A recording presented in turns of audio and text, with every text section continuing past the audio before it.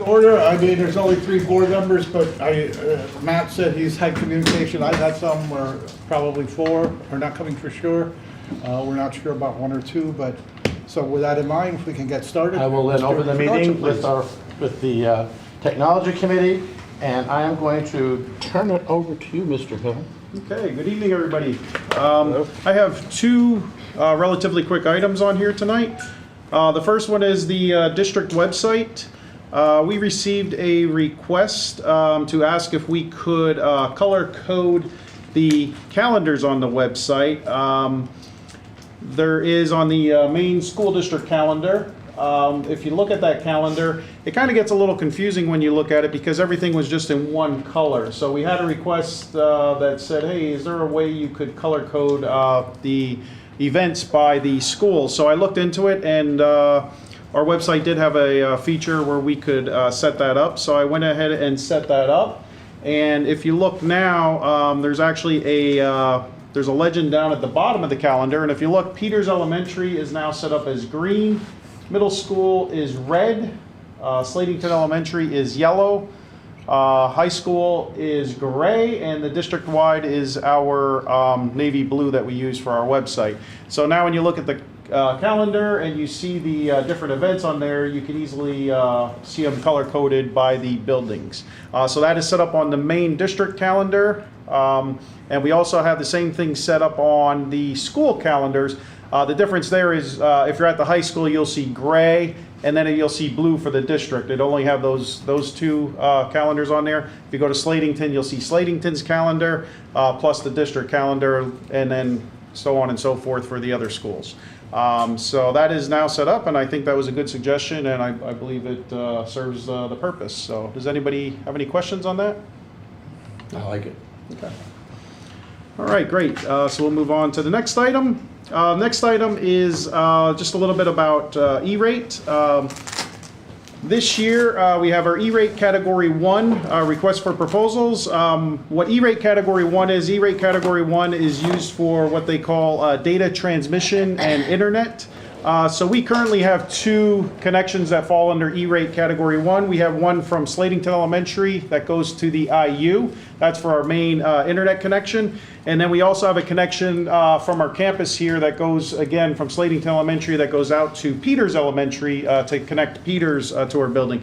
So those 2 connections fall under the E-rate Category 1. So we signed an agreement contract 5 years ago. That contract is going to expire on June 30th, 2026.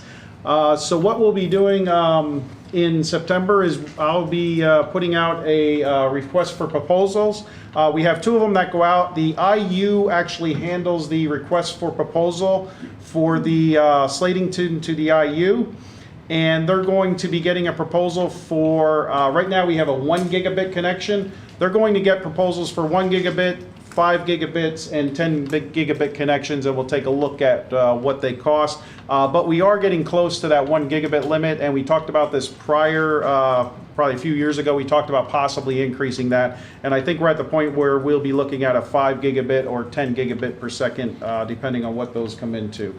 So the IU will be doing that sometimes. Actually, I believe they might even submitted it already.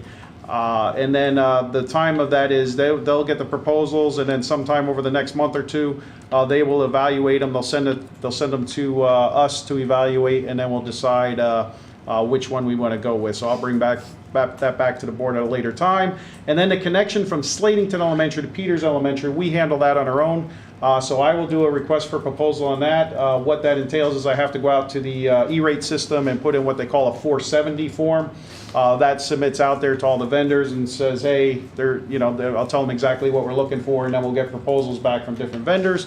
And typically the way that works is I do that in September. I usually give them about a 2-month period. We have to give them, I believe it's around 30 days, but I usually do about 60 days. So I'll put that in sometime in September, and then sometime in November, 2 months later, we'll have all the proposals back, and then we'll discuss this again later at another committee meeting, and then we'll have this for approval on the board most likely in January or February. Most likely January we'll have that for approval. So we'll talk about this later on. So That's what I plan on doing with the E-rate proposals. Anybody have any questions on that right now? We do get a discount on the Peters connection. We do. Actually, both of them. Both of these, we are now at an 80% discount. So whatever the bill comes in, we're actually, right now, we get an 80% discount. So we only pay 20% of the cost, and then E-rate funds the rest. Of course, that's what this process is. We have to go through the E-rate system, and all this has to be approved by E-rate. I thought you said that, but when I read the last one here, Northern Lehigh School District handles, I thought, Yep. oh, maybe we didn't, but Yep. that's. We handle the RFP, but yeah, you're correct. When we get to the funding part of it, we do receive an 80% discount. Thank Yep. you. That's it? Yep, that's all I have. Any questions from the board? So you don't need any action this evening? No, I don't need any action this evening, but we will down the road. There will be a board item, which we'll talk about before. It'll probably be in January. We'll talk about this again. Sounds like a Okay. good plan. I will now move to close the meeting and open the meeting with the Building and Grounds. And I'll turn that over to you, sir. Thank you very much. Tonight, I myself don't have anything on the agenda. So at this time, I will hand it over to Dr. Stoker. Thank you. We've been looking into, so we've changed our seal, and we've been looking into putting the seal up more prominently in some locations in our district office. As part of the last comprehensive planning cycle, not this current one that we just finished, but the one previous, we did a lot of work on our mission, our vision, and we came up with a motto at the request of the board. If you recall, the board wanted to have something kind of like a catchphrase, right? So we had a motto, something that would be kind of quick and easy that everyone could remember. So that's living, learning, and leading to make every story better. But we don't really have that anywhere in the district office. So we wanted to show that prominently. This board wall is typically what's shown on any of the YouTube videos that we show. We have people in here pretty frequently for not just Northern Lehigh meetings, but also meetings in the greater community. So we're looking to put that motto up here on the wall. It would be, Sorry. That's okay. I was just checking something. so it would extend, if you look at that, from just the three middle panels underneath the Northern Lehigh School District. It would be matching that gray, and it would be in a material that ID Wraps Down the Street would put up, and it can be peeled off if we ever change the motto, and we talked with them about what that would look like. It should not leave a shadow. There would not be any glue or anything like that left on the wall. So should we ever update that, it's something that would be easily, something that we could change pretty easily. Okay? Dr. Stoker, I'll default to the English experts in the room, but I think we're missing a comma in the motto. Yes. I can't even see that. I am a fan of the Oxford comma, Oh, maybe not, but but it's also, our website has the other comma in it, just for Okay. consistency. all right, we'll want to comment in there. Yeah, so after learning. Okay.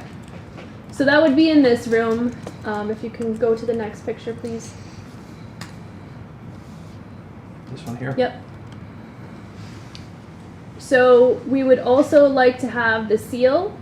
We decided that it's probably not a great idea to put it up on this wall because when you look from the NLSD for you video channel, our heads are typically there. So if we go any lower, it's going to cut some of that off. So we're actually looking to put the seal where the screen comes down. It would be on that wall behind where the screen is. So when the screen is down, it would be partially covered, but when the screen is up, it would be prominently on that wall over there. Okay, can you do the next one? Here? Or Yep, so that'll show you what it would look like if the screen is down.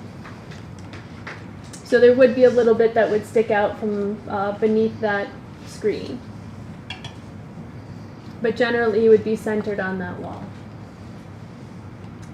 Okay, the next one is the conference room. So we have we host a lot of the interviews that we do in the conference room.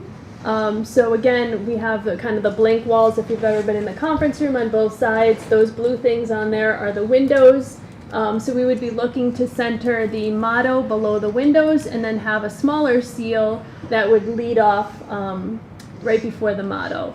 So that would be on both sides of the conference room. So no matter what side of the table you're sitting on, you would see the seal and then you would have the motto on both sides. So everyone waits with bated breath to see if the comma's gonna be there. Yes. We'll make sure that the comma is in all of them. Okay. Can you do the next one, please? This one? Yep.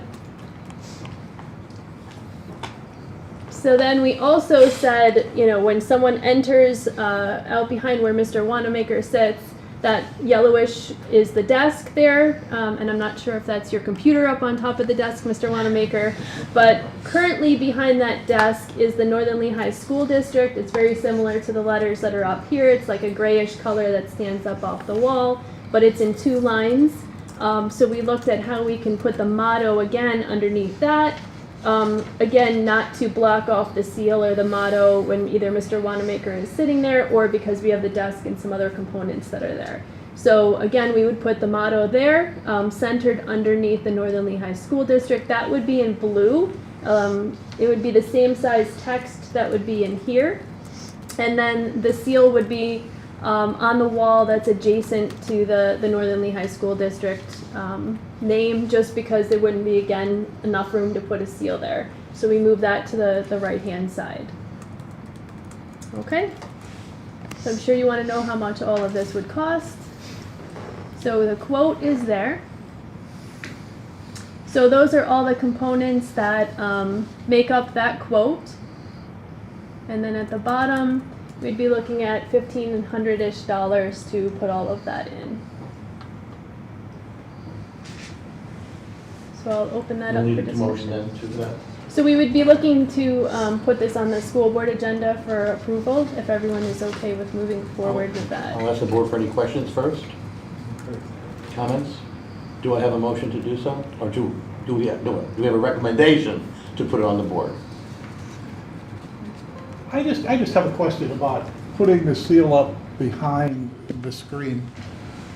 Have you thought at all about putting it on that wall and the positive and negatives? And I would see it as, it would always be visible. And 2, a lot of times, like when the newspaper people are here or the Channel 69, not the 69, but the, what's the name? 13, that's it, thank you, is here. A lot of times they're there, or someone's at the podium, you know, that might be just a thought. I don't know. Or on both walls? It might, maybe both walls. It might show up better if it was there with the, you know, if you had the TV shooting over that way. So, And yeah. instead of behind the screen, I don't know. It's not a big deal, but think about it. So we did look at a couple options. There was the larger one on there that would be, you know, obviously behind the screen if it were down. We looked at a smaller version by the door. We wanted it to be big enough to be seen by everyone, but, you know, I'll open that up for discussion. Could we get another quick quote for both walls? So if we do that, it would just be adding on whatever the larger, and I'm sorry, I can't see anymore. I need glasses that are stronger than what I've got in for contacts. Whatever the larger seal is. I don't know if that one breaks it down, but yeah, we can, it would just be the cost of one more Would there be seal. objection from the board to do that? Seeing no objection, can we put that on the agenda? So you're looking at 2 large seals, one on each side? I would think so. I never thought of the idea of a lot of times when the media is here, they're looking that way. I always thought of it from that camera where we live stream looking that way, but you raise a good point. So that's why maybe 2, Yeah. as Gary said, would make some And sense. I think the board agrees to do it. So let's put it on the agenda. All 3 of us, yeah. Okay, Majority so, rules. so I think I Thank you. hear, I think that I hear saying this quote with one additional larger seal over on that wall, and I can get a quote that's updated for the board meeting. All right. That's good. Okay, and then just to follow up with that, if the board votes on this on Monday night for approval, they did say that they're a little backed up, so they would be able to do it rather quickly, but it's gonna be a few weeks before they can get to it, which I said we would be fine with. We lived it without, so. Yeah, agreed. All right, thank you. Okay, transportation, am I looking backwards here? I will. Dr. Lee? Yep, just let me finish this sentence here. Okay, so I shared with the school board in last Friday's update that I have received a few questions and concerns about walkers in the Northern Lehigh School District that are of the secondary school, so middle school and high school. This is primarily coming from middle school parents that live 2 miles or less, right? So by our current school board policy and administrative regulation, those students, whether they're in Walnutport or Slatington, are deemed walkers unless they fall into one of the exceptions, like they're a student and it's written into their IEP, and it's a matter of providing a free and appropriate public education under the federal law IDEA, or if it's a student for some reason that has a health plan or a 504 plan where it's medically necessary for them to receive transportation, even if they're less than 2 miles. So some of the concerns that have been shared with me, I would say focus around what the family, the guardians are perceiving as a safety issue. The concerns that they have directly identified to me is that they're concerned that oftentimes as we get deeper into the winter months, that some of the students are walking while it's still quite dark outside. And that's accurate, because I've seen them when I'm coming. I tend to arrive fairly early, and I see a good number of them walking up Center Street, and it's still dark out. Some of the other concerns are that, one set of guardians in particular have concerns with their child having to cross over the train tracks in Walnutport, having to walk along the canal and the river, over the bridges over those areas, and some concerns about just their child's general safety walking to and from school. I will share with the committee that I've received, I'm going to say probably direct contact to me. I'm going to say no more than 5 or 6 of these concerns, and at least half of those were concerns generated from the same family. Okay. I have not received any concerns directly from walkers from Slatington, but I have this year, but I have in the past if they're further up the hill, closer to like the Victory Park is about the cutoff for the 2 mile point. I have not received any of those this year. I've had conversations over the last 2 weeks with our transportation coordinator, Mr. Wanamaker, who's here with us this evening, and Mr. Wanamaker this year about how many of those type of concerns came directly to you. I had 3 parents reach out to me, and 2, once I explained the situation of what our policy is, we're fine with everything, and there's 1 student's parents who are still concerned. But in contrast to other previous years, I don't know Principal Briner, but Principal Hauser, we used to get a lot of frustrated parents. This year I've never seen it this low. I know I've only been here a handful of years, but I've never seen it as low as I have this year. Thank you, Mr. Wanamaker. So just for context about the actual direct contacts that we're receiving as, your superintendent and your director of your transportation coordinator. They are framing it in the safety of their child, which of course, the school district's going to take any sort of safety concerns seriously. We want all of our students to be safe, whether they're riding a bus, whether they're walking, or whether they're, parent or guardian drop off at the schools. I have some concerns about when it's dark out. And particularly about them coming up Center Street, because there's a good stretch of Center Street that does not have a sidewalk, and it's dark. That would be my primary concern. I will share, though, however, that none of the routes that the children are walking, the streets that they're on, have been designated as dangerous routes by PennDOT, whether it's Walnutport or Slatington. So conversation that we've been having is we have some options. We could consider changing the distance, or simply just saying whether you're Slatington or Walnutport, if you're a secondary student, we could designate bus stops, really just use the one that we have, and the kids would kind of just walk to their closest bus stop and then board a bus.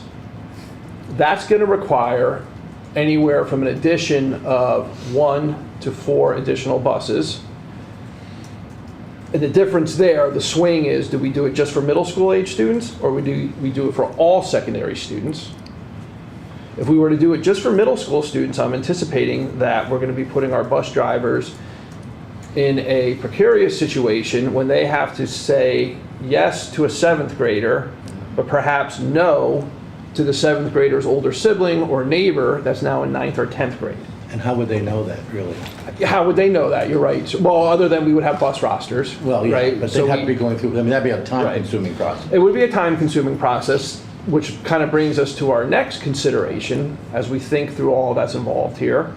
If we add a couple extra stops, or it takes longer to board the buses or for children to exit the buses, especially at the end of the day, that's going to cause a domino effect, right? Because we're starting with the high school students, which now are going to either have additional stops, or it's going to take longer for more kids to exit the bus.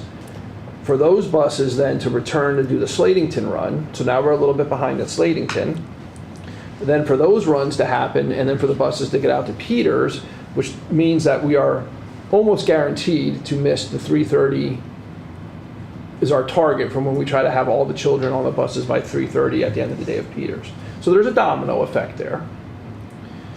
And of course, there's a price tag attached to it as well, because if we add buses, one bus for a year is approximately $60,000. So you multiply that by up to potentially 4, and then potentially every year thereafter. Another option that we've been talking about with transportation and here at Central Office Administrators is the idea of potentially, I guess years ago, at one point there was an agreement between the school district and I believe the boroughs to have crossing guards. To potentially explore the option of crossing guards again at designated intersections. And we kind of know where the busy intersections are, the intersections that are in close proximity to some of the areas of concern that I just mentioned. I would say anywhere from 3 to 5 crossing guards along the Main Street corridor, starting up at about where the Turkey Hill is at Dow Street, potentially all the way over to Canal Street and Walnutport. So there would almost be a line of crossing guards with a line of sight up and down Main Street, but also to help the children navigate the intersections, more safely, but also to have a presence out there in the community, 180 school days a year, actually 177 in-person school days a year. So administration, if the committee wants us to go this way, we can also explore, kind of really map out what that would look like and come up what the anticipated cost would be. I could reach out to the boroughs to see if they would be interested in partnering again, or if we would just want to handle it directly as a school district. I can tell you the going rate, and Mr. Wanamaker looked at this on a national average. He's been very busy researching all of this, and I appreciate all your time and effort on this, Mr. Wanamaker, is the national average for a school crossing guard is about $18 an hour, and that's just hourly rate, no benefits, no retirement fund, nothing like that. And we're looking at, I would say, up to 5. Not necessarily 5, but up to 5 potentially. I don't know. I would really have to sit down and we would have to calculate all of this out. But I suspect if we were to do up to 5, it's going to be right about the cost of a single bus annually, maybe a little bit less. The other option that if the committee would like us to, so the two options that we could explore are allowing walkers to join buses at current bus stops, maybe a couple extra bus stops here or there, explore crossing guards, or status quo. We don't change anything. So for this evening, administration is looking for what would this committee, like administration, which way would you like us to go so we can continue to research and come back with a more built out plan and recommendation to the full board? The only question I know you cannot answer, I mean, Mr. Wanamaker answers, why did we stop crossing guards? We've had them at those particular sites from Turkey Hill down. Was it cost effective? I mean, I'm really not looking for an answer right now. I'm just making that a comment that we have had it. I like that idea of bringing them back. I don't like the idea of 6 buses with that cost, because the other thing we're not sure of is how many kids are really going to utilize that. And we may have a bus going with 1 child on it. And not that I hope that child to be saved. I don't want to spend that kind of money. The thing that I believe with the crossing guards does not solve the problem of walking up Center Street in the dark. I know that. The concern I had, and I had this before, and I think we've had this conversation when the boroughs were not clearing the bridge in the wintertime. It is tremendous safety hazard to me to have a child not be able to walk on the sidewalk or slip on the sidewalk into the road or walk in the roads. If we looked at something, maybe putting the bus in the Walnut Court area for that reason, because we're talking safety, safety, safety. My suggestion would be to at least look at that, because as far as I'm concerned, walking in the dark is unsafe. Walking across that bridge is tremendously unsafe in the wintertime. You're absolutely right, Mr. Fedorich. I do believe, and I'll look to Mr. Wanamaker, maybe even Mr. Mann a little bit. I would say in the last few years, the bridge, the sidewalks over the Lehigh River have been better maintained, at least a walking path down. And usually if it's a significant snowfall, we're doing a virtual instructional day on those days, which it gives them even more time to clear the roads and sidewalks. It's not even just a bridge, right? Because, I know oftentimes we have a crew of people that goes out very early in the morning, Mr. Mann, myself, Mr. Wanamaker, some of our bus terminal personnel, and we go out and inspect the roads before we make a decision. And even the sidewalk, sometimes the roads are cleared before the residential sidewalks in the neighborhoods. So even then, children are either walking through the snow on the sidewalks or stepping out into the street to walk up and down sections, of Main Street north of Turkey Hill, or even back in the neighborhood off of 2nd Street, and the same over in Walnut Court. So even the private property owners sometimes don't necessarily clear their walkways in a way that helps our morning walkers. I understand that. Just as a number, if we have $18 an hour, if we have 5 crossing guards, 4 hours a day, I don't know if that's right, 180 days a year, you're looking about $65,000, a tinge under that, but that's about what crossing guards we call. Like you said, close to 1 bus. So. Close to 1 bus, and that's if we go at a full 5 intersections. I don't necessarily know that we need that many, maybe 4. But we're still kind of looking at those most best placed intersections where they would be designated. I'd just like to reiterate, you said it's perceived unsafe situation. So, I say this with great hesitation because I don't ever want it to happen. Correct. But we've never had an incident where, one of our students was severely injured.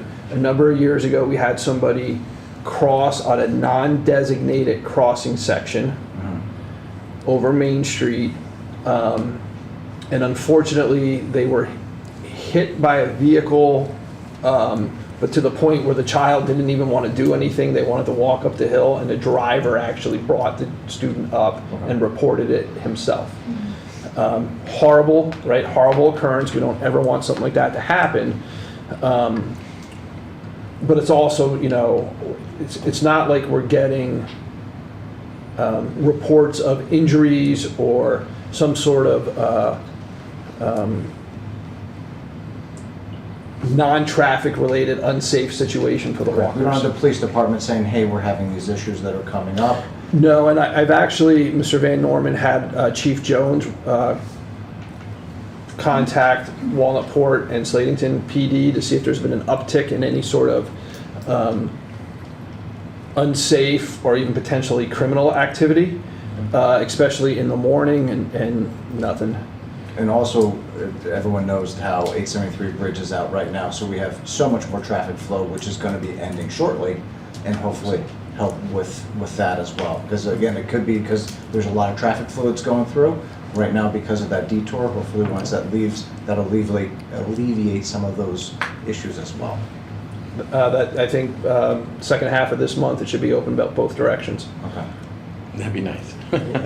And it will help because you won't have as many people going through Walnut Port right at that bridge area again for that. Because again, you see more traffic, you're going to think it's a more dangerous situation. And I don't know if the police are doing more observing of the area, because I know maybe a year or two, and I think you were here when the requests were coming in because kids were being harassed by some of the people who lived in the houses across, like the Daddy Allen and all that, area. I don't think that's happening. I have not heard that anymore, so I'm assuming that's been taken care of by the police. I have not received So any that's not reports an like issue. that. Correct. Right now. Yeah. So again, we're not looking for like an answer or direction tonight, other than maybe just some direction on, do you want us to keep exploring busing or just busing stops, just crossing guards, both maybe, or just status quo? Personally, I like the crossing guard thing because that gives a little safety, more safety than just anything, than nothing at all. Again, I can't support 6 buses because my problem, as I said in the beginning, I'm not even sure if the kids are going to use it. So what if we're running a bus in areas for one, and So that's me personally. I don't think we would go as many as 6, and I'll look to Mr. Wanamaker. Right now, what we're looking at with the ones that are proposing, that's purely based on capacity. That is not taking into account the timing we need to hit all of our buildings at the right time. For us to be able to determine that, we would have to completely erase our current routes and build new routes, kind of like what we did last year. We have the ability to do that. It would take us a couple weeks. But then we would find out the actual amount of buses it would take. There's potential for it to be more than 4, but right now we're looking at 1 to 4 for sure. That we know just because of seats. I would not spend $250,000 on buses. I would ask the administration to continue to research some other options and get back to us at a later date. I agree with that. Ryan? Again, I don't want to judge anything that the board has made decisions on. I don't want to change the line because that line was made at some point in time for a reason. I don't want to push that back because then it'll just keep on getting pushed back. Those ARs are in there for a reason, unless we see any reason to change them. Okay, so we'll continue to research the topic as a whole and come back with a recommendation. Okay. Sounds good. I appreciate the conversation on that because again, it's an important topic. Well, again, when it comes to safety, but again, when we look at the kids in the rural, sometimes walking down some of those rural roads in the dark is just as unsafe. So I would not want to open that can of worms. Okay. And I would like to say again, just thank you to Mr. Wanamaker for the preliminary research that you have done. It's very helpful. Thank you. I have one more question. I look on Facebook a lot, and I'm wondering, what did you do to get Mr. Wanamaker away from all the vacation he takes to get him to come to a meeting? Because every week I see him, he's here, he's there, he's somewhere else, Gotta keep up appearances. Appearances. Okay. No more questions. All right, so any other questions from the board? Seeing none, I will close the meeting and I will turn it over to You're next, keep going. myself. Okay. That's good. All right, so with that in mind, the cafeteria update. Not here yet. So Mrs. Fink is not going to be able to join us this evening. Just let me pull up my notes here because she did share an update with me.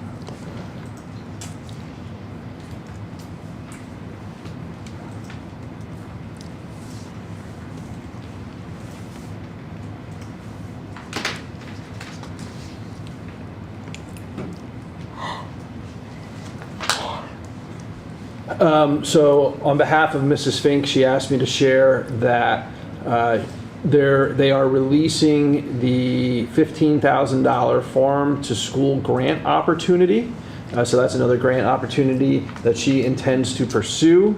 And that would have to be, the grant opens the end of this month on September 29th, and she's planning on applying for it in an effort to partner with local farms to promote fresh local produce in our cafeterias. So that's another potential grant opportunity, also to work with local businesses. And our food services department already does an excellent job providing healthy meals to our students. Here's a way to continue to support that work, and potentially through some grant opportunities. And that's all that she asked me to share with the committee this evening.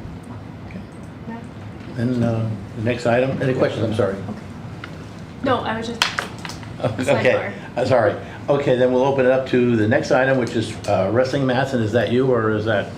Actually, All right, new ID. Yep.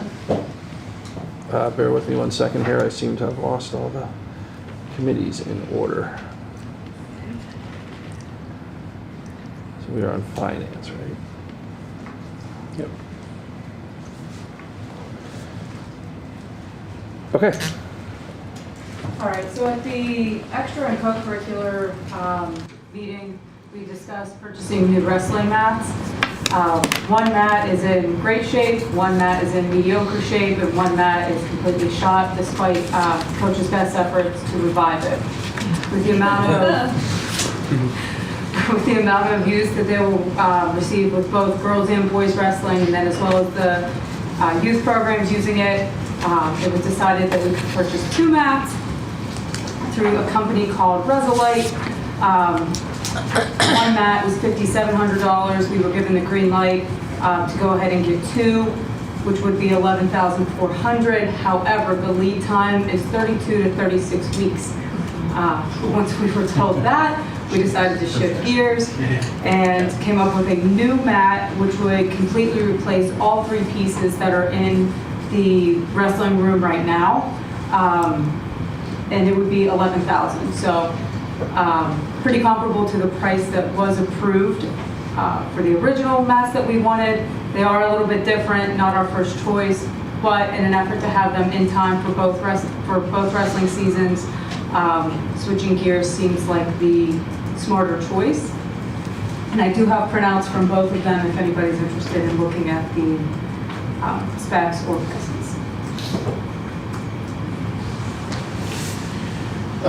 Dr. Rush Wallace, and you, I believe you shared with me previously that both head coaches and their staff support this alternate option. Correct. Okay. They did a lot of this legwork. It was just me presenting the stuff. Kudos to them. Any questions? Seeing none? Can we put that on the agenda? Okay, thank you. And our final one, I'll turn it to you, Sherry, maybe? For the Yeah, budget this is update. funny. So, middle of last week, we received a letter from Governor Rush Shapiro, basically saying that, it's been 200 days since he presented his budget, and that we are one of very few states in the country with divided state legislature, with a House that is democratically held and a Senate that is Republican held, and that there's still quite an impasse between the two chambers in getting a final budget passed. So he basically said he's here to support us if we need help, but he doesn't see anything turning around very quickly. The two sides just don't seem to be coming and presenting him with a budget at this point in time that he can present, that both sides are going to agree on. So Northern Lehigh, as I said in my board update last week, currently right now, because of the fiscal responsibility of our board and the fact that we do have a fund balance that can definitely carry us through this time. So at this point in time, again, that is why I think 2015 was the last time this happened, when we didn't have a budget until late December. And the actual budget wasn't passed till almost March or April, but they approved like kind of a preliminary thing in order to get funds out to school districts. But during that time, we did not have the same issues that a lot of other school districts had, where they had to go out and start borrowing money in order to make payroll and other bills that needed to be paid. I do feel that we too are in a very good position again this time not to have to do that. Issues might come if we get into April or May of next year and we still don't have a state budget. But on the flip side of things, one thing that is a heavy burden and a heavy lift for us is our PSERs. And we are required to pay 100% of that. I just received notice this afternoon that our first payment is due in September. However, we are only required to submit our local share. We are not required to pay the state share at this point in time. Basically, it's an in and an out. The state gives us the money, we turn around, we give the money to PSERs. So they're saying right now with the budget impasse, we don't have the money to give you, so you don't have to pay our share. So it's a little bit of a cushion right now, where we do have some money that we don't have to stick out right now, but that is the latest and the greatest on budget right now, and I hope it gets settled soon, but I'm not seeing So anything in the kind near and considerate of future. them, wasn't it? Yes, it was. Go ahead, do you have a question? No. Oh, I thought I heard something on there. That was me laughing. More like cackling, so my apologies. I get it. Are there any ramifications to spending like designated fund balance for other expenses? Supposing they don't come through till January, February, could we move money out of designated fund balance and use it for daily expenses? Or does that require a board motion? What are the? Yeah, I mean, I would need to look at that when it gets to that point in time. We live on a $44 million budget, and we have almost 20 million coming due in taxes, and we normally get somewhere between 18 million or so. So that will easily carry us into the December, January realm with no problem. So we won't really have to hit our local funds till the end of the year? Correct, till the end of the year into January or so. If it's like it was last time, and pray we have a budget by the end of December, within 5 days, we were getting all that back revenue that they owed us. So, Along with Matt saying, I mean, rather than spending that money, can we borrow that money and when we get our funds, replace it? well, Would you're that still make it- gonna pay interest and stuff as soon as you start borrowing. We would, okay. That, I just, I think they call it arbitrage, and they don't let you do it Yeah. anymore, but that's Just that. nice idea. Yeah, it used to work in the past. Exactly. Okay. So, no, but I feel comfortable right now with where we are. Come December and January, if we're still so far out and it doesn't look like the state is making any rounds, then it's gonna be, where do we stand, how much more money do we have, and where do we go from here? Mrs. Molitors, in 2018, I believe, when the budget was significantly delayed, 2015. 2015, school districts, a number of school districts stopped paying cyber schools and charter schools Correct, until we received our money from the state. correct. I would strongly recommend our school board, if this continues on for another month or two, to make a motion that we cease paying our cyber charter schools and charter schools until we are fully funded by the state. I did bring this up to other school business managers in Lehigh County, because I remember doing this last time, and I said, is anybody currently doing this? Many of them said, no, we are not, but it's a good point. We did it last time. Maybe we need to start looking at doing this again. So I think if we do it, it's going to probably be all of us are all going to jump at the same time and say, we're all not doing this anymore. I think that's an interesting point, Mrs. Molitor, because that kind of sends that same message we've Yes. been talking about for not months, but years now, about, come on, let's get some fair funding for charter schools, and they just refuse to do anything. So this might be a way of saying, hey, you know, Right. I like the concept. Yep. So, Exactly. it also may move the budget a little bit because those people who are in favor of that are the ones who are right now are giving asshole to passing the budget. Yeah, I say we fund the same amount the state's funding us right now.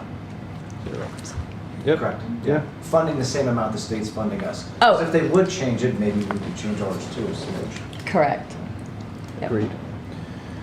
Anything else on budget? Nope, that is it. So with that in mind, would you put a motion together for us regarding cyber schools? Yeah, we can work on a motion or a resolution. It Yeah. may have been a resolution last time. Yep, that's exactly what it was. And, I don't know necessarily that the board needs to move on that now, or even in I don't say September. when it does. but I just say, yeah, can you do a Sure. resolution for us? Yes.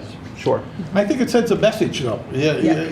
That was my I agree. point. It's not financially whether it's going to do a lot of good, but it sends a message to Harrisburg that, look, guys, you're screwing us in a lot of ways. Excuse my language, but you are, and that's one of them. So, Okay. but I may be in the minority there. So, Any other questions on the budget?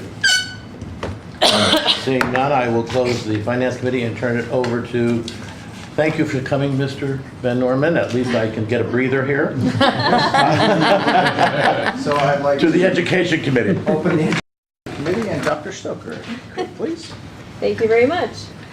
So the first information that we have on the agenda for this evening is that both our middle school and our high school were recognized for the Brilliant Pathways Schools of Distinction for 24-25.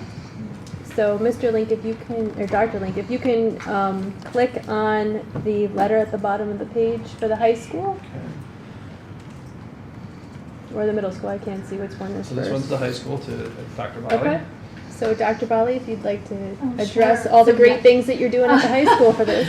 Well, thank you. So it certainly isn't me, but the team we have over there and all the support from all of you, as I always, tell you. So I was looking into this a little bit when I got the letter and, really what does this mean? And what are we doing well? And where can we, build on what we're doing? So it basically said the bottom line is this: being a CFES School of Distinction, it's not just about implementing programs, but it's about creating a culture where every student is supported, challenged, and prepared for success after high school. So that really spoke to me because if you remember, that's what our goal really is right now at the high school is, certainly the scores will come, the accolades will come and all of this. But when you have a culture where kids love coming to school and teachers love coming to work and kids are engaged, they're going to learn and all of these amazing things are going to happen. So now that's not to say when you reflect on your programs, what can we do to do better and build on everything we're doing. So, we put in Lunch and Learn, which really gave us time in the day to really focus on intervention, academic achievement, all of those things. But I think really what we're going to do now at the high school is really focus on student leadership opportunities, and that ties perfectly into this. For instance, I'm going to give you an example. There are 9 districts, I believe, in the Lehigh County and Northampton County that are part of what's known as the Student Leadership Forum through the IU. Mrs. Kelly Trumba reached out to us to be a part of that. We want to be a part of that. We have student leaders who want to be a part of that. So that's going to be something that we'll be involved in this year that we've never been involved in before, where students can meet with other students and really foster those community relations, but also how do we become leaders in our school, in our community, and beyond? And that's what really CFES is all about. So that is a huge opportunity that we're going to take part in this year. Something that's pretty easy to do is always exposing the kids to more opportunities beyond our walls, so the different places we could visit. We had a couple college visits last year where we went out, we bring presenters in, but really making those meaningful opportunities. And now we have this beautiful time during Lunch and Learn to do it where we don't have to pull kids out of school. They don't have to miss classes, but we can bring people in. We can do virtual trips and things like that. So we're really looking to build on what we already have going on at the high school, which I believe are some really great things. And thank you again for all your support in that, and I'll keep you updated on the student leadership opportunities and things that I'm really excited about, and we all are really. So thank you. Who's the letter from, Dr. Bali? That is from I believe it's from our CF. Can you scroll down, Dr. Link? I think it's from Tara Smith, who is the CEO of the Brilliant Pathways. We have also Manny Tejeda and Kelsey Sloper, who are our direct kind of liaisons. We communicate most with them, but then the official letter comes from, that person, who I have not had the pleasure of meeting, but Thank you. yes, thanks. Okay. Thank you, Dr. Rowley. Thank you. And the middle school received a very similar letter. So Mr. Williams is going to address some of the things that are going on in the middle school that got them this. Yeah, so accolade. we're really excited about this because I do believe that this is the fourth year in a row that we've received this distinction. So when you take a look at CFES and becoming a school of distinction, they really have kind of a 10-point plan that you need to follow, and it's really based around college and career readiness and us seeing characteristics of the essential skills within our students. So our students are going to be partaking in activities throughout the year. They're going to help them build a plan of knowledge about what college is, how you get to college, how do you pay for college. They're going to be strengthening those essential skills. This is something that is woven within all of our processes and our systems at the middle school. They're going to be showing that they understand what jobs exist out there. And so, a lot of things that will happen at the middle school, for example, is we'll bring in leaders from our community to talk about what type of profession they're in, how they got there. It's just getting our students that exposure. And so as you go through and you hit all 10 points and you provide evidence of that, that's what leads to becoming a school of distinction through CFES. Again, as I talked about, what we do is we make this just the common language of our building. And so you're going to see this everywhere. It's in all of our activities. Whether it be the way in which we recognize our students, whether it be the way in which we hold and plan events, and everything is based around us taking a look at those essential skills. So those essential skills are skills of leadership, of goal setting, of networking, teamwork, showing perseverance, agility, and just trying to get our students in a mindset of developing skills that are going to allow them to be successful, not just in school, but beyond school, and then having a plan of how they're going to approach that success and have that lead them into becoming productive citizens. So, that's really kind of how CFES has been incorporated in our building. And like I said, it's kind of part of everything we do. And as we go through that 10-point plan, we collect evidence. That evidence then is presented, and then we kind of hold out and wait for 4 years, and we're going to plan on 5 years and 6 years, continuing to be a school of distinction because we do see it as an honor. And the one thing that I do have to say is that, and I've seen it in my time there at the middle school, you don't get this without the systems that are in place and the staff that are part of it. So I think you really have to, I really want to make sure that I recognize the staff, because every single one of our staff members at the middle school is part of one of our leadership teams. And so they all have a hand in making sure that this happens. In fact, we just had our first Inspire meeting today, and we're already talking about ways in which we're going to emphasize the essential skills, different things that we're going to try to do. So again, I'd be remiss if I didn't mention our staff, because they're the drivers of this. And he's not here tonight, but I know that this was something that Mr. Hauser, really had a vision for and brought it to the middle school, and it's kind of flourished throughout the district. And so, again, I want to make sure that he's recognized as well. Thank you, Mr. Williams. Thank you. The next item that we have on the agenda is family engagement recordings. This was something that came up at the last education committee meeting that we had. And the question was asked, do we record the family engagement meetings in the elementary school? Should we be recording them? What if families want to go back and reference the material that's covered in the agenda? So I spoke with Mr. Schneiderite and Mr. Briner, and they're ready to discuss that. Sure. So I'll take the lead on this a little bit. We spoke about it, and we spoke a little bit about how we've struggled in the past with video recordings. Just from a microphone setup, just the technology to trying to run the meeting. And so what we talked about was doing recordings, but doing them in a little bit of a different way. So we're going to be leveraging this year AI to help us in kind of creating recordings. So the way this will work is, at least in my brain, the way this will work is that we're going to use Otter AI because we also run the meetings virtually. So Otter AI is a technology that will help us pretty much kind of take notes, for lack of better terms, of what's going on in the actual meeting. Then we're going to take that once the meeting is over. We'll take that the summary of the notes from Otter AI, and we're going to put it into another AI notebook called Notebook LM. And so what Notebook LM can do is present that summary in a little bit of a different way. And so what that will do is it'll take the summary and it will create either a video or a podcast talking about what was discussed in the meeting. This actually helps us in a number of different ways, and it actually solves some problems for us. Sometimes at family engagement meetings, we have family members that come and they want to talk about, something specific to their child.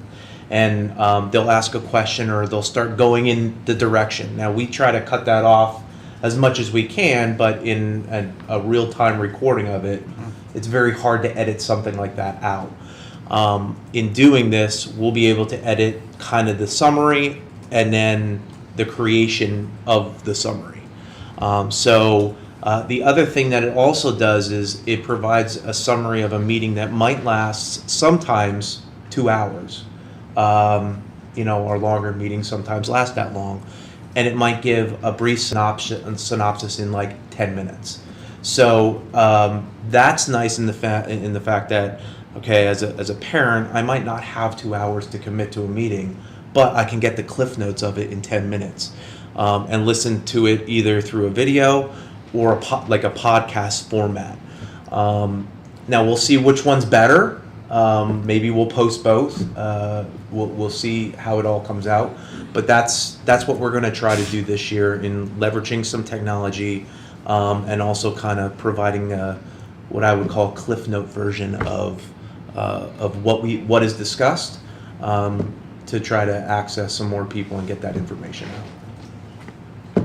So that's our ideas. Any questions? Who would that be available to? Would that be available to parents, to other teachers, to who would have an opportunity to view that summary?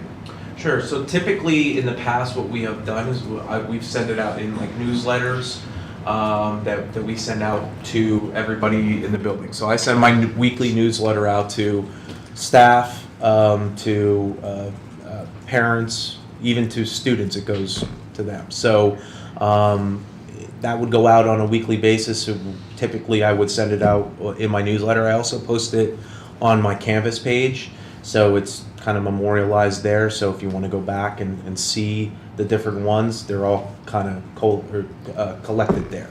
So the general public would have access to that? If it's, no? Not unless someone directly shares it with somebody outside of that, because we use our community outreach system, so that only goes to our, parents and guardians of students within our Power School system. So it would go to parents, but it wouldn't go to me because I'm not a parent or not involved as an employee or whatever, so I would not have access to that. As of right now, the way that we have been sending this type of information out, no, you would not. We have not been like posting it on, like our YouTube page or posting it online. It's something that we can certainly do, but we haven't, and maybe with the process in which we're going to follow. One of the reasons we have not been posting it is because sometimes those conversations do come up that are directly related to a specific student, Well, my question was just who rather than why not, Yeah. I wasn't suggesting that you do that, I just wondered who had access to it. Yep. The only other thing to add there, Mr. Green, is that our meetings are posted publicly. So for instance, if you went on either website, you can see, our family engagement meetings are on this date at this time in this building. And they're really open up to any stakeholder that wants to show, but typically I don't think I've ever seen anybody from the outside community that didn't have a direct relationship to a student within a building show up to a meeting. I would say the same for PTO as well. So basically the meetings are open to everybody, but we also share our digital link so that people want to do it virtually. we send that out directly to the parents and guardians of the students within our buildings. This way, there were times during during COVID where there were people that shouldn't have been there that were showing up and things of that nature. So this way, it protects it a little bit more. Understand, thank you. Great. If that's something that the board would like to see, we can certainly share those out through a weekly update when, when that meeting occurs during the month. I'm sorry, I'm not trying to take over here. I mean, It's just- I think it would be good for the board to know, because if that comes up as questions to us, we're not, I'm not saying put out to everybody. I think the board should probably be privy to that stuff. That's my opinion. I would think We can so. share them. Yeah, especially if it's a 2-hour thing I gotta read, you know what, I ain't gonna do it. But if it's 10 or 15 minutes, yeah, I would probably consider doing that, so. Good idea. Okay. Sure. Thank you. I would suggest keeping them short, though. Like The Cliff Notes or the meetings? Well, you can't keep the meeting short. You have very little control, just because this might bring up more engagement, because people might want to be involved with it because they're seeing it, if it's video, and keep it that engagement. I don't think it needs to be broadcasted on your webpage yet, but if there is interests that are there, then you can keep on rolling with it. If you're not getting that interest, don't keep on, and try, obviously, and get that going. But as far as, if you post a 20-minute video, people are just going to be skipping to different parts anyway. So if it's just one of those things, you can have information that's there, what happened in the meeting, but you really want to draw somebody in, you're not going to draw them in with a 20-minute video if one person is dominating the conversation. So I appreciate you taking those notes, cutting it down, removing any individual information, and then reprocessing it through. So I think that's a really good idea to do so, because then if somebody says something out of tune, you can remove it from there and still have the core information. If somebody wants the actual notes, well, then you can still have that through Otter as well, but at least you can give them those nice cliff notes, and especially if it's in an animation type of thing or something like that. But great idea. Any other questions on that? Thank you. The next topic on here is the comp plan progress. There was a question, I think, from board members as well from the last education committee meeting about what do we do from the time that we have a comprehensive plan that gets approved until the time that we have to do it again. Are we looking at the progress and how is that being documented? So the short answer to that is yes. We do look at how we're doing towards those goals. So we have 3-year goals, and then we have interim goals for each of the years within the comprehensive plan. If you go into the comprehensive planning portal, which is the platform that PDE makes us submit the plan through, within there are the targets that we set, so those goals that we had. There's the actual performance. So let's say we wanted to have, an 80% on something and we achieved an 85%. Then we would document that as our actual performance, and then there's summary and notes and kind of some anecdotal information as to, where the direction that we want to go from there. Did we achieve what we wanted to achieve? And if we didn't achieve it, then what's going to change our direction there? So that is something that we do put into the comprehensive planning portal. The second piece is the comprehensive guidance plan. So as you know, that once we finish the comp plan, the next year is the comprehensive guidance plan. So we are currently working on that. On August 20th, we worked on the profile, the guidance mission statement. We updated the guidance mission statement to be more in line with the district mission statement, and used AI to kind of manipulate that a bit down to the size that it needed to be. So we worked through that as a group. The September 15th in-service day that's coming up, we're going to be looking at career and technical curricula, educational career plan, occupational information, cumulative records, orientation to career and technical options. Those are the next pieces within that plan that we have to look at and submit. And then October 13th, we're looking at career placement services, consultation with teachers and administrators. And then that's going to actually be our fall advisory council meeting. Our group typically holds one in the fall and one in the spring. So October 13th, I think we have it around 2 o'clock tentatively, will be that advisory council meeting. So we'll talk about the work that we've done so far towards our 339 plan, and then the work that we're looking to continue to do until the time that we present that to the board for approval. A lot of the work that was discussed earlier by the middle school and high school through the CFES, the letters, and some of the things that Dr. Bali and Mr. Williams spoke about, a lot of that is where the focus in those two buildings is with regard to 339. Obviously, it goes down as far as our two elementary schools as well. So those are the great things that are happening in the schools that are related to college and career planning. So that's just a little bit of the timeline. Again, we're hoping that, come springtime when we come back from the winter break, that we're ready to bring that to the school board in probably February at the latest for approval and submitting that by March. Any questions on the comp plan or the 339 plan?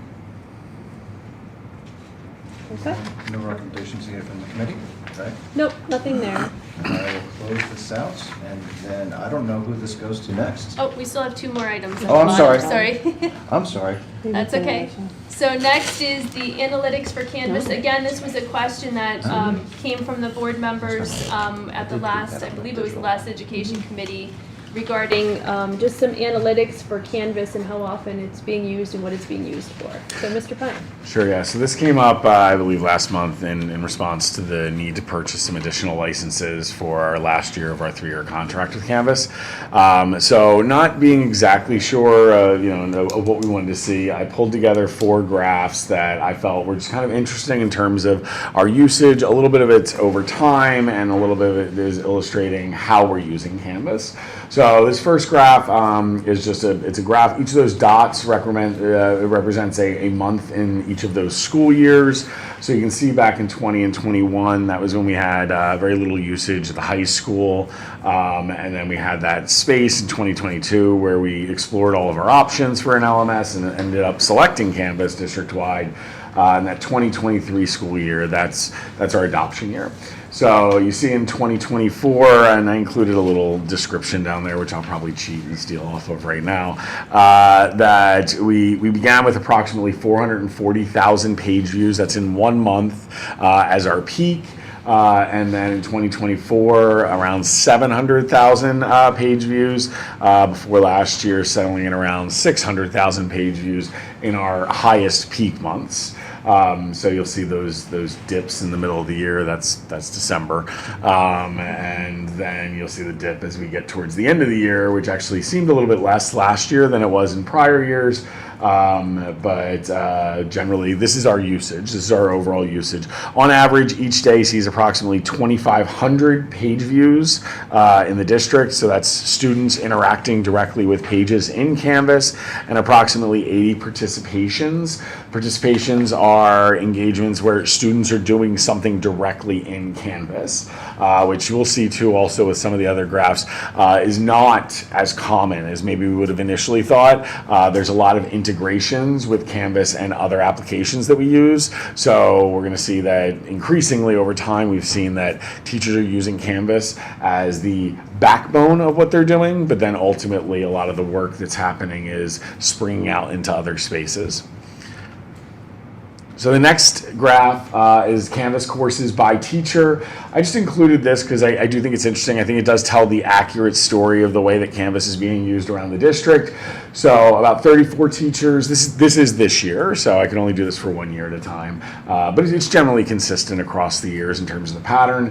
34 teachers have 1 course. By and large, I think that we would expect we're probably seeing that out of Peters Elementary, where the way that teachers are using it is very much a tool for communication with families and organizing and structuring instruction, and so they're doing it within a single course. I would guess that as we move to 2 courses and then 3 courses, we're seeing Slatington Elementary and the middle school, where we are seeing that some teachers have 2 different courses that they're teaching over the course of the day, and then 4 or above, by and far the greatest amount, probably largely represented by our high school, where teachers are teaching 4 courses, up to 4 courses.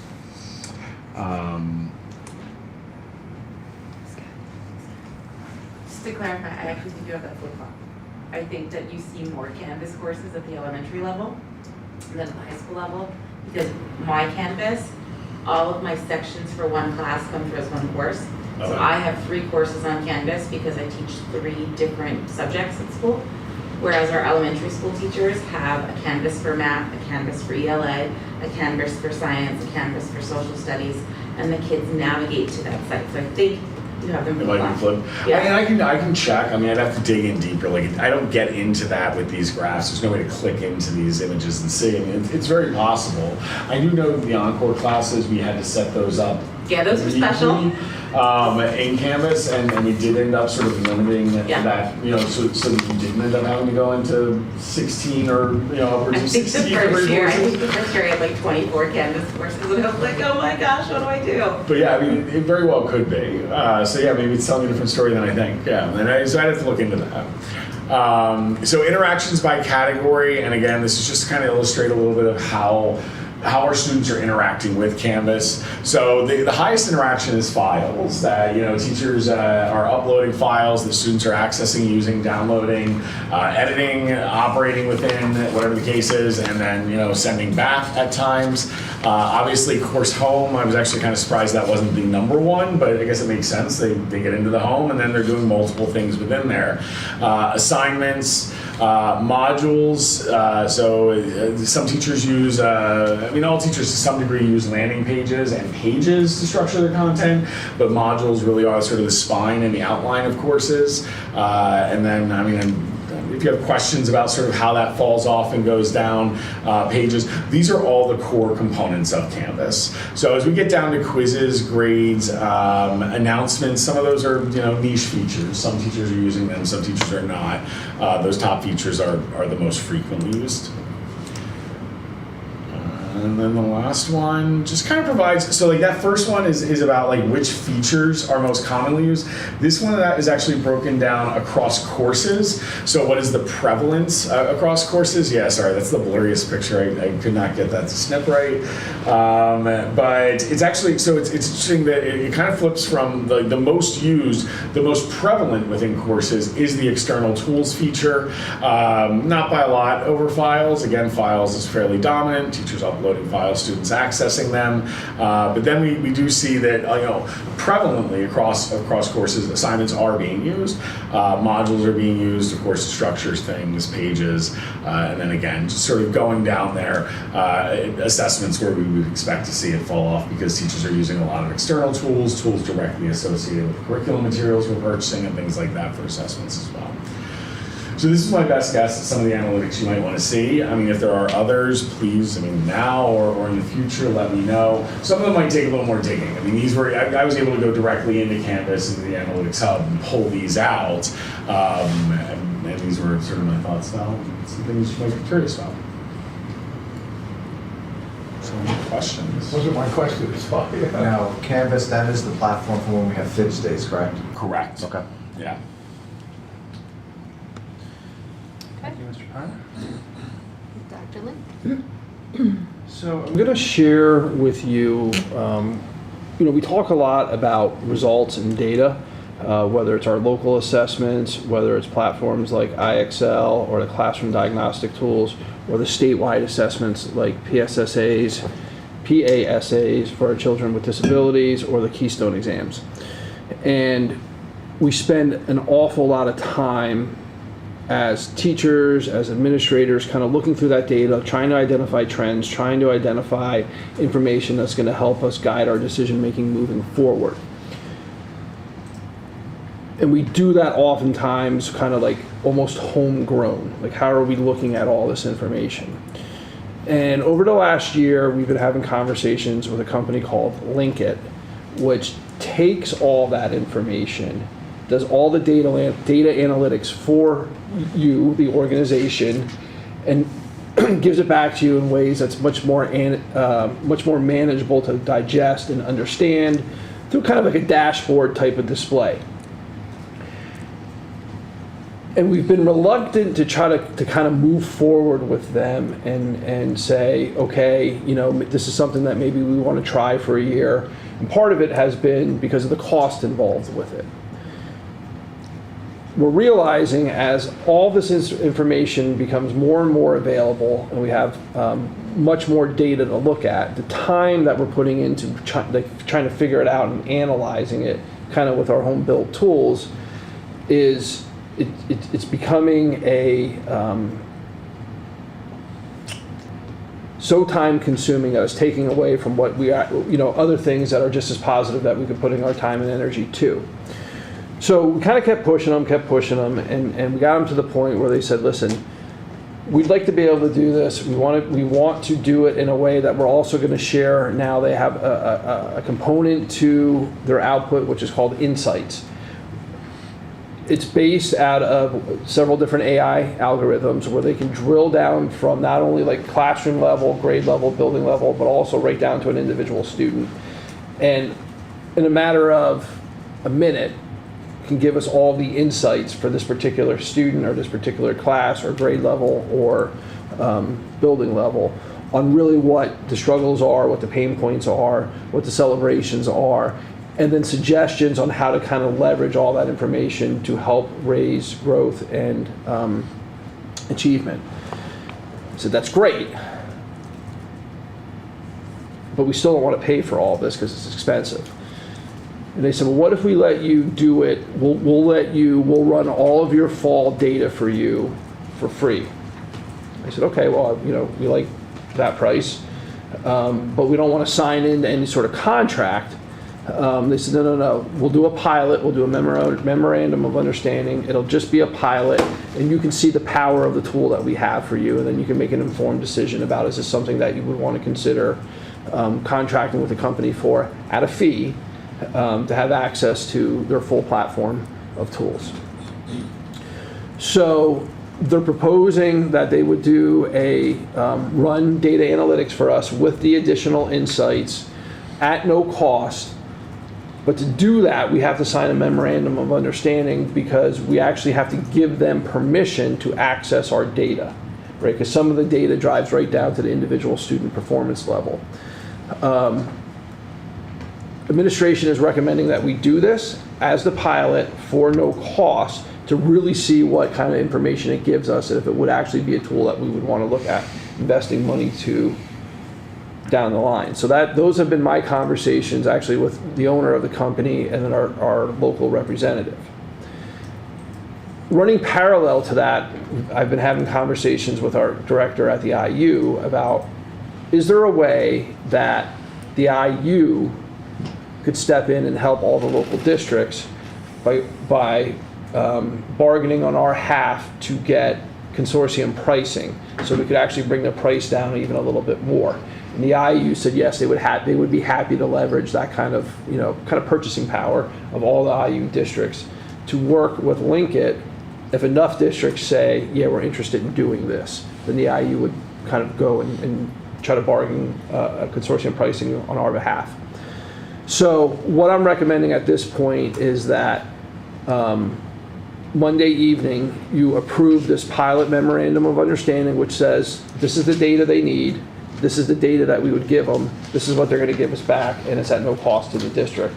And then we can make a better decision about, do we really want to push for this either independently or with the IU. So this evening I'm looking for the committee support to say yes, move this to the full board's agenda for consideration Monday evening. Do you have any concerns at all about what data we're giving them on the students, et cetera? Are we putting out, we're not putting out any kind of confidential information? I always get concerned when we start sharing personal information with a whole bunch of people. But. Sure, so I do not currently, so this would be no different than how we use data. Like we have to give access to things like IXL, Read 180, different platforms that we use that they have kind of what we would call almost like demographic type information for our student body. Also, whenever we do something like this, we work with the technology department to make sure that all of the compliance protocols are in place when we talk about personally identifiable, PII, personally identifiable information. So this would fall in line with any of our policies, as well as I've also had conversations with several other local districts that are currently using it, and they said that they have not had any concerns with how the data is being used. When we get to the point where it would be like, do we want to actually move forward with this long term?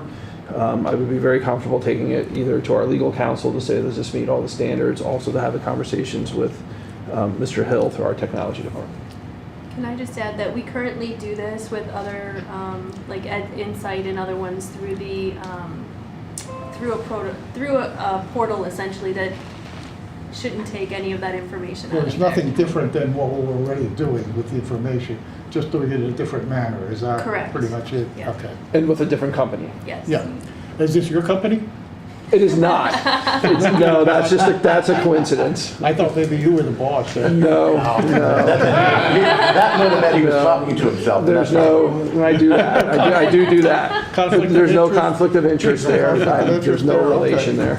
So I assume also that we're talking general data, so there's nothing personal really when you go. No, it's about how that child performed on that assessment. Right. It has nothing to do with like their student records or anything Yeah, like that. okay. I agree.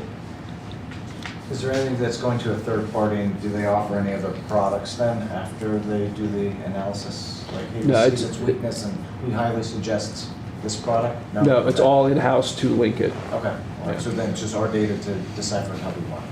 Yes. Okay. Free's good. I'm okay with it. Okay, so then we'll have it on the agenda for consideration by the full board Monday evening. And that's all we have on the Education Committee this evening, Mr. Van Norman. I can close it up right for And I'll move it to who's up? Thank you. Gary, you're up. I will open up the policy committee meeting. All right, this should be a quick one. We have one policy on the agenda for this evening. It's policy 103, which is discrimination harassment affecting students. Scroll down. Yep, if you can click on Yep. the policy and go to page 4 at the bottom. So the way that it works is we bring our policies through the Education Committee. After 2 readings, it goes through the board level for approval. It then goes back to PSBA. They review everything, make sure that everything is in here, it's cited correctly, all of the references and everything are in here. When they did that last review, they told us that we had to add this piece in there. So this is one that was just recently updated in 2025. We needed to put this heading and paragraph in there to be in compliance with the law. So I'm bringing it to the committee this evening just to let you know that we have to add that additional piece in. It will still have to go through another first reading, second reading, and then approval by the board. The only question I had was, it says sexual assault another student enrolled in our district. So if they sexually assault a district from Palmerton, you see my point, that doesn't matter, or? So we would just follow whatever the laws and board policies state. That's what the law says, it must be this district. For this piece, correct. It doesn't mean that we wouldn't have recourse for something like you're describing. There is a law, Mr. Green, that's specific to if it's an assault of a student in another district, and the